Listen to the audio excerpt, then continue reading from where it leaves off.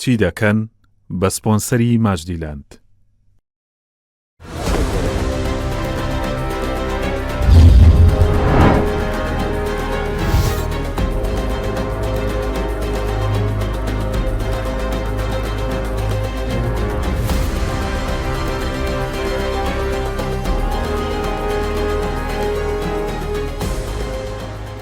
هەموو حزبەکانی باشووری کوردستان بگرە عێراقیش ئێستا چاویان لە پارتیە بۆ هەڵبژارتنی پەرلەمانی عێراق چی دەکات؟ بەنیازە بوو 4 ساڵی دیکە لە بەغدا پارتی چی بکات سەنگەر؟ بەشداری ئەم جارەی پارتی دیموکراتی کوردستان لە هەڵبژاردنەکانی عێراق لە کاتێکدایە کە پارتی ڕابەرایەتی گشتپرسی سەربەخۆیی باشووری کوردستانی کرد. ئایا کە چووە بەغدا چی لە ئەنجامەکانی گشتپرسی دەکات؟ دەرەنجامەکانی گشتپرسی وەکو دوکومنتێکی یاسایی مێژووی لە دەست پارتی و باشووری کوردستاندایە. پارتی دەڵێ سەنگەر سازشی لەسەر ناکەین. هەموو ئەمانە لەگەڵ نێچیروان بارزانی جێگری سەرۆکی پارتی دیموکراتی کوردستان لە بەرنامەی چی دەکەن باز دەکەین. ئەمە بەڕێز نێچیروان بارزانی سەرۆکی حکوومەتی یاریمی کوردستان و جێگری سەرۆکی پارتیە سەنگەر یعنی خۆش نییە ها سەرۆکی حکومەت بی خەڵ ڕەخنە لێت بگرێت خەڵ بڵێتن ینی بەردەوام قسە لەسەر تو بێ لە پێش چاو بێ. ئەوە ڕاستە هێبیدار بەڵام بەدیوێکی دیکەشدا خۆشە بەوەی کە بەیانی باش بەوەی کە خزمەتی خەڵکەکەی بەوەی کە بەرپرسیارەتێکت لەسەر شانم کاک نێچیروان چۆنی بۆ بەرنامەی چی دەکەن؟ چی دەکەنەوە؟ مشغولين مشغولی چین کاک نێچیروان؟ مشغولي حكومتين ومشغولي إيش وكارين مشغولي هالبجاردنين وهمويتي کاک نێچیروان کاتی خۆی لە سلێمانی مقابلەکەم کرد لەگەڵ جەنابەت وتم گرێ دەکەیەوە ئێستا گریش هەر ماون گریەکان کراونەتەوە مەسەلەن لەگەڵ تورکیا گرێ هەبوو کاک سەنگەر لەگەڵ ئێران لەگەڵ بەغدا هەرتون بوو لەگەڵ تورکیاوە قفل درابوو کاک نێچیروان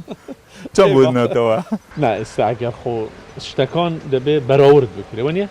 تۆ ئێستا بەراوردی ئێستا بکە لەگەڵ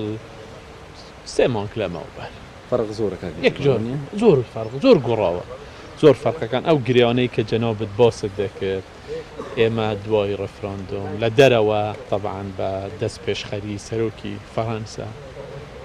ماکرۆن دوای ئەوە مێرکل دوایەوە وڵاتانی تری ئەوڕۆپی لە ڕووی دەولیەوە ئەو گرەیانە کرایەوە. کاک نێچیروان بانگەشەی هەڵبژاردن دەستی پێکردووە لایەنەکان زۆر ئێستا تەرکیزیان لەسەر ناوخۆ شکاندنی یەکدیە ئەوەندە تەرکیزیان لەسەر بەغدانێک کە دەچنە بەغدا دەبێت چی بکەن؟ قسەی ئێوە لەم بارەیەوە چیە؟ ئایا پارتی کە هێشتا دەستی پێ نەکردو بە گەرمی کە دەستی پێکرد ئەو چی دەکات؟ ئەوەی ئێستا حقیقات من پێم وایە زۆر خراپە ئەم یەکتر شکاندنە چونکە نازم ئەمانە تێنۆگەن هەڵبژاردن بۆ ناو هەرێمی بۆ پەرلەمانی کوردستان نییە هەڵبژاردن بۆ پەرلەمانی عێراقە و ئیسپاتیش بووە ئەگەر کورد لە بەغدا یەکدەنگ نەبێ و کۆدەنگ نەبێ لەسەر پرسەکان کەس بە تەنها هیچی پێ ناکرێ. ئەم یەکتر شکاندنەی ئەمڕۆ لە ناو هەرێمی کوردستان هەر یەک یعنی وا بڵاو دەکەنەوە کە ئەنەما هەڵبژاردنەکان هی کوردستانە و هەر خەریکی یەکتر شکاندن بەڕاستی ئەمە وەکو پارتی ئێمە زۆر پێمان ناخۆشە ئێمە دژی ئەوەشین ئێمە پێمان وایە دەبێ یەک ڕێزی هەبێ هەرچەند بین ئێمە خۆی هەمووی کورسیەکانی کورد بە تێکرا لازم دەگاتە 55 یعنی لەوە زیاتر ناچێت باشە تۆ ئەگەر پەرتەوازەبی بە 55 کورسیەوە چت پێ دەکرێت و ئەم بانگەشەی ئەمڕۆ یەکتر شکاندنەی کە ئەمڕۆ من لە کوردستان دەیبینم لە تەلەڤیزیۆنەکان و لە بانگەشەی هەڵبژاردن و بەرنامەی چی دەکەن و ئەمانە وەڵڵاهی ئەوەندە خراپ هەتا بڵێ چونکە هەتا کورد یەک ڕێز بێ هەتا کوردستانیەکان یەک ڕێز بن ئەو وەختە دەتوانن هەندێک شت بۆ هەرێمی کوردستان دەستە بەرکەن بەم پەرتەوازیە هیچیان پێ ناکرد. خەڵ چاقوی خۆی خۆش کردووە بۆ حکوومەتی کوردستان ئەمە گەندەڵێن ئەمە موچەی خەڵ نادەن ها بینیوتان پاشە کەوتی موچە ناهێلن ئەی حتا بەرەم ساڵ هەڵیکاکە خوا عیب نییە مەسەلەن پێشمەگەنی و موچەی وەرەگری هەموو ڕووی لە ئێوەیە ئێوە پارتیش ئێوە چی دەکەن ئێوە ڕوتانە کێ دەبێت؟ خۆی بانگەشەی هەڵبژاردنە یعنی ئەم ئیشانەی کە دەکەن بەس بۆ هەڵبژاردنە ئەگەر ئەوانیش لە جیاتی بێن لە جیاتی ئێمەدا بنیشن لە ئەوەی ئێمە دەیکەن ئەوەندە زیاتریان پێ ناکرێت یعنی ئەوە خۆشیان دڵنیان خۆشیان زۆر دڵنیان چونکە وەزعەکە وایە یعنی معقولە حکوومەتێک بتوانێت موچەی تەواو بداتن و موچە بە هەوڵاتیانی خۆی نەدا یعنی ئەمە ئەسڵ معقول نییە لەبەر ئەوە من پێم ئەوە زیاتر بۆ ئەوەیە خەڵک بە شێوەیەک هاان بدرێت کە دەنگیان پێ بدەن ئەگەنە لە واقع هیچ شتێک ناگۆڕ کاک نەچیروان لە چاوپێکەوتنێکدا دەڵی لە دەستکەوتەکان هەموو دەبنە شەریکی پارتی بەڵام کە شتێکی خراپ ڕوودەدا هەموو پارتی بەرپرسیار دەکەن پێتان وایە ئێستاش هەرلایەنەکان بەردەوامن لەوە وتیشت کە پارتی لە هەردوو حاڵەتەکە شان دەداتە بەر بەرپرسیارەتی حقیقەتێکە توێست باس پێستا هجوومە لەسەر ئەوەی کێ ڕەفراندۆمی کردووای ڕەفراندۆم باش بوو خراپ سەیری میدیاکان بکەن بەڵام پێش ڕەفراندۆم هەمویان بە شانازیەوە لەسەر سندوقی دەنگدان بوون و دەنگیاندا یعنی من داوا دەکەم خەڵکی کوردستان خۆیان تەقیمی ئەمە بکەن ئەمە مانای چییە ئێمە مامان نەگوتووە تەحملی مەسئولیەتەکەشمان کردووە شانیشمان داوەتە بەری و ئینشاءڵڵا چاکیشی دەکەینەوە و باشتریشی دەکەین ئەوە بەش بە حاڵی خۆمان بەڵام ئەوانەی کە پێشتر بە شانازیەوە دەچوونە سندوقی دەنگدان معقول ئەمڕۆ لەسەر شاشەی تەلەڤیزیۆن و ئەوانە دژی ئەوە قسە بکەن و ئێمە لەگەڵی نەبووینەوە بوو ینی دەبێ مەسئولیەت تحمل بکرێت جوان ڕکابەرەکانی پارتی و هەندێک خەڵ دەڵێن ینی چونە پارتی ڕابەراتی پرسی گشت پرسی کرد لە باشووری کوردستان بۆ سەربەخۆی کوردستان ئێستاش بانگەشەکە بۆ هەڵبژارتنی عێراق ئەمە دژبەیەکێک تەناقوزێک نییە لە هەڵویستی پارتی ئێمە هیچ دژبەیەکتر نییە ئێمە پێشتریش کە باسی ڕەفراندۆممان کردووە یەک قسەی ئێمە دەربێنن گوتمانە بە زۆر ئێمە ئەم ئیشە دەکەین گوتمانە هەمووی بە گفتوگۆ دەیکەین گوتمانە بە دانوستاندن لەگەڵ بەغدا دەیکەین گوتمانە لەسەر مێزی گفتوگۆ کێشەکان چارەسەر دەکەین و ئێستاش عینەن ئەو سیاسەتەی ئێمە نەگۆڕاوە مەسەلەی مافی چارەی خۆنووسین بە نسبەت گەلی کوردستان شتێکە نە ئێمە دەتوانین تەنازولی لێ بکەین نە هیچ کوردێکیش ئەوەی ئێمە پێمان وایە لەو مەرحەلەیە ئێمە دەتوانین لەگەڵ بەغدا لەسەر مێزی گفتوگۆ مفاوەزات بگەینە حەلێک کە لە بەرژەوەندی گەلی کوردستان بێ و لە بەرژەوەندی عێراقیش بێتن ئێمە ئەوەمان پێ ئەوەیە مهمە ئایا چەند تەسیرمان دەبێت لە بەغدا ئێمە نابێ بەغدا بەجێ بێڵێن اینجا بۆ هەر شتێک دەڕۆین بەغدا هاوبەشی استراتیجی ئێمە دەمینێتەوە بەڵام ئەمە هیچ لە مەسلەی ئێمە ناگۆ ئەگەر ئێمە بەرەو فدرالی بڕۆین کنفدرالی بڕۆین سەربەخۆیی بڕۆین هەر شتێک بڕۆین بە تەسەوری ئێمە بەغدا دەمینێتەوە هاوبەشی استراتیجی هەرێمی کوردستان و ئێمە دەبێ لەگەڵ بەغدا بگەین بە تەفاهمێکی مشتەرەک لەسەر ئایندەی کوردستان حەز لە لێخوڕینی ئۆتۆمبیل ئەکەن وڵاکە حەز بکەن بوون بەنازم دەزانم لێ بخڕم لێ بخڕم ئاوەڵاوەرم گرتوە ئاوەرە من لێ دەخڕم ئۆتۆماتیک ئەوە مشکلە نیە وەرن بۆ ئەگەر نەمزانی دوایی هەر بەوە دەبێت ئەوە دەبیتەوە چۆن دەبیتەوە بابە فەرمونون سوال بن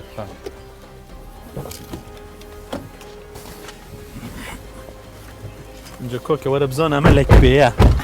وەڵا بەڵام بەس پشتەوە نۆبینم ئەوە کۆمیرەوەی کامێرە ئەسەر بزانم پێی کامێرەی لێ خۆڕم جەماعەت نیشمان برێک خۆسایەکەی عەجۆیە کاکن چیروان جەنابەتە سەرۆکی حکومەتە هەرێما کوردستانەیە و لە ناو پارتیش دەسەڵاتت هەیە نرخی دەسەڵات لای جەنابەت چەندە وەڵی دەسەڵات بەڕای من ئەگەر بۆ خزمەتکردنی خەڵک بێ باشە بەڵام ئەگەر مەوزوع خزمەتکردنی خەڵک نەبی بەخۆ دەسەڵات چ قیمەتی کاک نەچیروان بۆ بانگەشەی هەڵبژاردن پارتی تۆزە سستی پێوە دیارە بە تایبەتی لە گەرمیان و پارێزگای سلێمانی ئەو بۆ وایە وڵی دەکرێت لە تەنزیماتی پارتی پرسیار بکرێت بەڵام خۆ ئامادەکردن هەیە ینی خۆ ئامادەکردنێکی باشیش هەیە ئێستاش خۆ وەختەکە ماوە هەمووی بە ینیەوە نییە بڵێ وڵا هەمووی تەواو بووە پارتی حقیقەت ئیش لەسەر تەنزیماتی خۆی دەکەوتە ئێمە حەزمان زۆر بەم شەڕە پەڕۆیە نییە ئەوەی کە ئێستا دەکرێتن و ئەم ئیسراحەتی خەڵک تێک دەدرێتن حقیقەت هەتا ئێمە حەز ناکەین وا بێت کانجوان ئەو ڕۆژە لە هەولێر وت حەزبی یەکەم دەبین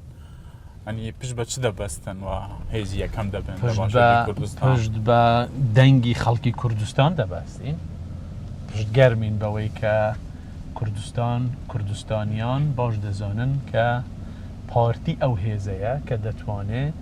مافەکانیان بۆ دەستەبەر بکات و هەوڵی جددی بدات ئێمە پشتگەرمین بە دەنگی خەڵک کاکتوان دەسەڵات خۆشە ئینسان لە دەسەڵاتی دابتێن چاوە خۆشە و چاوە نەخۆشە والله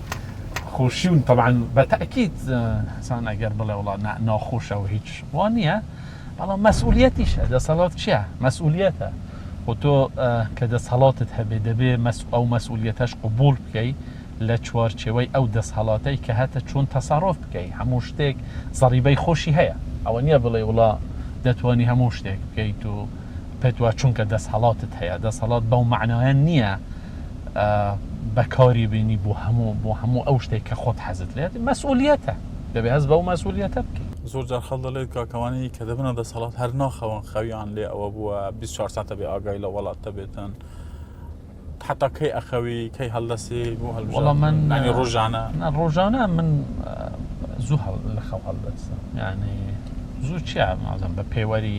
ساعت 6:30 ئەوها 7:30 و ئەکسەریەت زۆر لە دەوام لە مەکتەبی خۆم 7:30 بەیانیان 7:30 بەیانیان حوت هەتا یعنی بینی 7:30 و هەتا 8 ڕاضەش دەکەم بەڵێ من وەختی مەسەلەی ڕاضەشم داناوە ڕاضە جاران زۆر ئەوەم دەکرد ڕاکردن ئێستا پایسیکل دەکەم شاخەوانیش زۆر دەکەم شاخەوانیش ئەوە بە بەردەوام ئەوەی کە پێم بکرێت لە بەتایبەتی بەهار لە فەسلی بەهار پاییز لەگەڵ هاوڕێیان و ئەوانە شەخەوانیش دەکەم کاکنەجیروان دوایەوەی کە جەنابی سەرۆک ئەو پوسەی نەما ئێستا ئەرکی ئێوە قورستر نەبووە خۆی بە تەکید ئەرکەکە دوای طبعا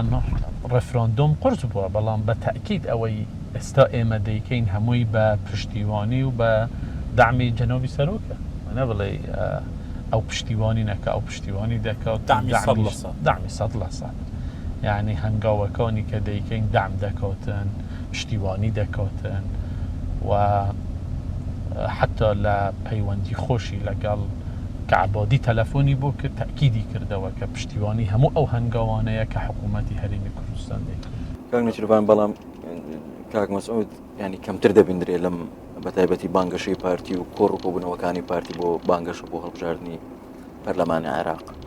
خۆی ممکنە کەمتر ببینرێت یان بەڵام ئەوە بە معنە ئەوە نییە کە ئەو دامی نییە بۆ ئەو پرۆسەیە حقیقت ینی ئەبەدەن معنە ئەوە نییە کە مشەڵات دەبینرێت ئەودا ببوورە کاک نەچیروان ئەو دەیەوێت خەڵکی کوردستان و بەتایبەتی ئەندامانی پارتی دەنگ بەدەن بۆم هەڵبژاردنە بەڵێ ئەو دەیەوێت خەڵکی کوردستان ئەندامانی پارتی دەنگ بدەن بۆ ئەم هەڵبژاردنانە و پێ طبعا ئەو لە ئەوەی کە بەنسبەت ئەو مهم بوو گرنگ بوو یەکەم شت حقت یەکەتی ڕیزەکانی کورد بوو لە دەست پێکردن ئەو حەزی دەکرد چی دەکەم بۆ ئەو حەزی دەکرد هەموو پێکەوە بڕیارێک بدەین پێکەوە بڕیار بدەین یان بایکۆتی هەڵبژاردن بکەین یان پێکەوە ئەگەر مافە دەستوریەکانمان جێبەجێ ناکرێن هەمومان پێکەوە لە بەغدا بکشینەوە بەڵام وەزعی کوردستان زۆر بەداخەوە یەک ڕیز نین زۆر لە کوردستان زۆر پەرتەوازەین ئێوە چی دەکەم بۆی کە دەچنە بەغدا یەک ڕێزی کورد بپارێزن لەوێ بەقوت دەرکەون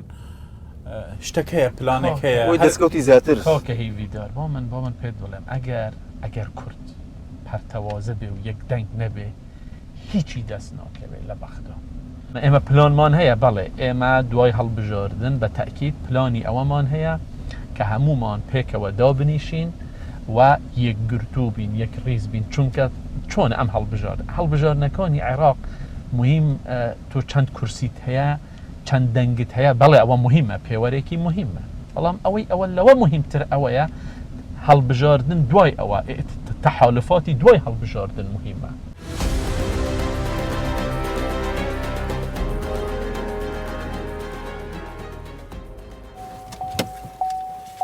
ئەرێ سایقێکی چۆن بووم جەماعەت باش نەبووم بە سایقێکی باش بوو زۆر بەس لە تەسۆن هەر لە تەسەدەدا هێوش نەکرد والله بەس هەر باش بوو خراپ نەبوو ئەم بار ناکەم تەواقعات کردی ئەمن وا بم لە سایقی وەنیە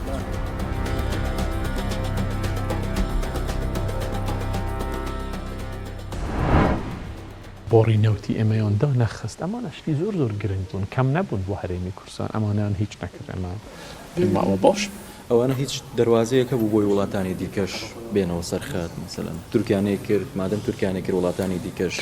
چاو لە تورکیا خۆی ئەمە بەرژەوەندیەکی هاوبەشە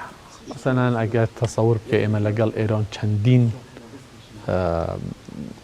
دەواازەی حدودیمان هەیە یعنی ئەم دەواازە حدودیانە بەس بۆ ئێمە گرنگ نین بۆ ئێرانیش مهمن چونکە خەڵکی ئەو سنوورە زۆر ژیانی ڕۆژانەیان لەسەر ئەم دەواازانەیە لەبەر ئەوە طبعا بە سوپاسەوە حقیقەت کۆماری ئیسلامی ئێران دەواازەکانی کردەوە و ئەوەی تورکیاش هەر وەکو خۆی ما بوو وەرئینی وەزعەکە ئێستا باشترە لەو کاتە گەڕینەوە بۆ عێراق ما دوخۆڵ بوو سێ خۆڵ بوو پستی سەر و کومار پشتی کورد بوو ئەم هەڵبژارتنە پێتان وایە هەر بۆ کوردە بێ و ئەگەر بۆ کورد بوو کاکسەنگەر مەسەلەن دەدەنە کێ بەخوا من پێم وایە بۆ کورد دەمینێتەوە تەسەوڕ ناکەم بۆ کورد نەبێ چکێک لەو پۆستانە بە تەکید بۆ کوردە سەرۆک وەزیران تەسەور ناکەم پەرلەمان بۆ ئێمە مهمە بەڵام ئایا پێکهاتەکان لەسەرەوە ڕێک دەکەون کە ئەو پۆستە بدرێ بە کورد ممکنە پێم هەر احتیمالی ئەوەی کە سەر و کۆمار بدرێتەوە کورد هەیە حتا ئێستا ئەو بابەتە یەکلا نەبووتەوە بۆ کێیە لەناو کورد نا لەناو کورد ئەگەر بدرێتەوە کوردیش هەتا ئێستا یەکلا نەبووتەوە دەبێ ئەوە هەندێک حساباتە کە دەبێ هێزە سیاسیەکانی کوردستان قسەی لەسەر بکەن و بڕیاری لەسەر بدەن و تاکیدم وا بە ئاسانینەوە ینی مەرج نییە لە دوو خولی ڕابردوو بۆ لە سێ خولی ڕابردوو بۆ یەکێتی بوو مەرج نییە ئەمجارە بۆ یەکێتی بێ مەرج نییە ناوەڵا هیچ مەرج نییە مەرج نییە بۆ ینی لایەنەکان دەبێت دابنیشن و ڕێککەوتنی لەسەر بکەن ئەوەی جاران وەزعەکە فەرق بوو وەکو ئێستا نەبوو جاران مام جەلال بەڕەحمەت بێ ئەو وەختە مام جەلال هەبوو جەنابی سەرۆک لێرە ئەو مەسئولیەتەی هەبوو وەکو سەرۆک یارێن ئێستا شتەکان هەمووی بە نەوعێکی تر گۆڕاون لەبەر ئەوە بە تەکید شێوەی بڕیاردان و گفتوگۆش لەسەر ئەم بابەتە شێوەکەشی دەگۆڕترێ وەکو پێشتر نەبێ کاک نێچیروان فەرمانبەرانی هەرێمی کوردستان چاویان لەوەیە پێداچوونەوەیەکی زیاتر بە پاشەکەوتی موچە بکرێ ئایا هیچ پلانتان هەیە کە پاشەکەوتی موچە بە تەواوی لا ببن هەندێک ئەڵێن پاشەکەوت و هەندێک ئەڵێن پاشە کەفت پاشە کەفت فەرق چییە؟ ولا پاشن و کەفتن و نیە پارە نەما و پاشگەڕان و کەفتن و فعلا وەیل وەلێ پاش و کەفتش ئێمە خۆشحاڵ بووین بەوەی کە توانیمان لە ماوەی دوو مانگی ڕابردوو توانیمان دەستکاری ئەو پاشە کەوتە بکەین بە نەوعێکە باشتر بێ لە جاران طبعا حقیقەت ئەمە جێی خۆیەتی دیسانەوە ئێمە وە بیرخۆمان بێنینەوە ئێمە بەڕاستی لە 2014ەوە چەند ساڵێکی زۆر سەختمان لە هەرێمی کوردستاندا تێپەڕاندووە ئەگەر خۆڕاگری و تێگەیشتنی تەواوی هاوڵاتیانی هەرێمی کوردستان نەبووایە دۆخەکە زۆر خراپتر بوو لەوە یعنی من لێرەوە دیسان ئەم فرسەتەش دەمەوێت بڵێم ئێمە سوپاسی تایبەتیمان بۆ هەموو موچەخۆرانی هەرێمی کوردستان هەیە بە تێکڕا چکە تێگەیشتنی تەواویان هەبوو لەو سەختیەی کە تووشی هەرێمی کوردستان بوو اینجا لە سەرەتا بڕینی بودجە دوای ئەوە شەڕی داعش هاتنی 1,800,000 ئاوارە و پەناهەندە دابەزینی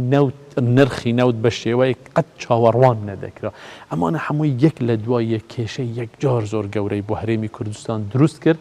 کە دیسانەوە ئەگەر تەحمل و تێگەیشتن و پشتگیری هاوڵاتیانی هەرێمی کوردستان نەبووایە بە تەکید وەزعی هەرێم بە شێوەیەکی تر دەبوو ئێمە خۆشحاڵین بەوەی توانیمان دەستکاریەکی باشی موچە بکەین بەڵام بەو هیوایین کە ئێمە بتوانین ئەسڵەن ئەم بابەتە نەببێتە بابەتی میدیا وای لێبێ هەموو ڕۆژەهای فلان وەخت فلان وەزارە دەدرێ و فلان ئەوە دەدرێ ئەوە تەواو ببێ بە تەبیعی و هیچ شتێکیش بە ناوی پاشەکەوت نەمینێتەوە پلانتان هەیە کەی پلانمان هەیە خەبەرێکی خۆش نا ئێمە پلانمان هەیە بە تەکید کە نەمینێ تەکید کە بەڵێکە نەمینێ بەڵام ئەگەر حساب بکەی چونکە بۆ ئێمە ئەوەی ئەو موچەی کە دەدرێ بەپێی ئەو داهاتەیە کە خۆمان هەمانە بە تەکید کە دەبینین داهاتی ئێمە زیاتر دەبێ و بەپێی ئەوەی کە لە بەغداش وەری دەگرین کە ئێمە ئێستاش لە گفتوگۆیەکی جددی داین لەگەڵ بەغدا بۆ ئەوەی هەندێک لەو کێشانەی نەوت و ئەوانەش چارەسەر بکەین بە چارەسەرکردنی ئەو کێشانەی کە لەگەڵ بەغدا کە من خۆم خۆشببینم بەوەی کە دەتوانین هەندێک چارەسەر بکەین من پێم وایە ئەو پاشەکەوتە نامینێ دوودڵیەکە کەمەی ئەم 380 میلیاری لە عێراق دێتن حتا سەر نەبێ ئەڵەن دوای هەڵبژارتنە ڕێککەوتنێکە لە بینی کاکنێکیوان و دار ملیارێک زیاد مەکە 370 گوتی چەند ڕاستە ملیۆرێک زۆر جاران نییە زۆر زیادی ملیۆرێک 370 هەنیاڵێن کەستنێکە بینی جناب تو کاک عبادی بۆەوەی هەڵبژارتن تێپەڕینن و ئێتر وەکو جاری جاران الله کاکە سەریان لە عبادی شێواندە بوو ئەمان ئەم لانانەی کە بەردەوام بۆ بەغدادە چون سەریان لەو سەرۆک وەزیرانە تێکدا بوو کامەی ڕاستە کامەی ڕاست نییە چ شتێک تەواوە بەڵام بە خۆشحاڵیەوە لە نەتیجە ئەو لەگەڵ هەرێمی کوردستان لەگەڵ حکوومەتی هەرێمی کوردستان هەڵس و کەوتی کرد و ئەو ڕێکەوتنەی ئێمە ڕێکەوتنێک نییە کە موەقەت بێ بەڵێ پێویستی بە قسەکردن هەیە بۆ ئەوەی بە تەواوەتی تەسبیت ببیتن ئەو مەوزوعە بەڵام ڕێکەوتنێک نییە بینی بەندە و جەنابی سەرۆک وەزیران کە موەقەت بێ بە سوپاسەوە ئەو وەکو سەرۆک وەزیرانی عێراق ئەو بڕیارەیدا و بڕیارەکەشی ڕاستە درەنگ دای بەڵام لە نەتیجەی ئەو سەر لێ تێکدانەی کە خودی هێزەکانی کوردستانی سەریان لەو برادرە تێکدا بوو نەیدەزانی چی بکات بەڕاستی هەتا ئێمە بۆمان ڕوون کردەوە شتەکانمان پێک بوو و ئەوانە گەیشتە قەنەعەت کە ئەوەی ئێمە پێی دەڵێن فعلان ڕاستە دروستە دەبێت لەگەڵ هەرێمی و حکوومەتی هەرێمی کوردستان قوارەی سیاسی هەرێمی کوردستان کە حکوومەتە دەبێ مامەڵەی لەگەڵ بکەوتن ئەو کێشەیە چارەسەر کرا خەڵکی پارتی لە سلێمانی بووین گلیان هەبوو دەیگوت ئەوەندە لە هەولێر ڕێگا دەدرێت بە حزبەکانی دیکە لە سلێمانی ئەو حزبی لەوێ دەسەڵاتە ڕێگە نادێت بە پارتی ئەم جیاوازیە هەیە وڵی بخۆم نەمدیوە ڕاستی ینی نازانم ئەو جیاوازیە بەڵام ئەگەر هەژبی نابی ببی چونکە دەبێ ئەو مەجالە بە هەموو لایەک بدرێ ئێمە لێرە ئێستا بە ئەحزابی عێراقی مەجالمانداوە هەم بانگەشەی هەڵبژاردن دەکەن لە دهۆکەوە هەتا دێتە هەولێر و دەچێتە سلەیمانی یعنی چۆن دەکرێت مەجال بە یەکتر نەدەین ئەمە یەک دووهەم بەڵێ ئەم هەڵبژاردنانە هەڵبژاردننی مهمن یعنی ئەوەی من پێم وایە دەبێ زۆر بە دقت لەسەری ڕابوەستن و من لێرەوەش لە ڕێگەی تەلەڤیزیۆنی ئێوەوە داوا دەکەم خەڵکی پارتی ئەم مەسەلەیە زۆر بە جددی وەربگرێ و بۆ ئەوەی بۆ بەهێزبوونی پارتی کە ئەگەر پارتی بەهێز بێ لە بەغدا دەستکەوتی زیاتریش بۆ هەرێمی کوردستان دەتوانێت دەستەبەر بکەوە پێچەوانەکەشی ئەگەر پارتی بەهێز نەبێ لەوێ بە تەئکید هەرێمی کوردستان زەرەر دەکەوت ئەمە حەقیقەتێکە لەبەرەوە دەبێ بە هەستکردن بە مەسئولیەتەوە ڕۆژی دەنگدان هەمویان لەسەر سندوقی دەنگدان ئامادە بن و دەنگیش بدەن ئەمڕۆژ هاتنە بە کوتایی بەرنامەی چی دەکەن زۆر بەخێر بێن تا بەرنامەیەکی تر من و سەنگەر لەگەڵتان دەبین کاک نێچیروان زۆر سپاس زۆر مەمنون ئەزیەتمان دای زۆر سپاسی بیدار زۆر مەمنون سەنگەر زۆر سپاس بەخێر بێن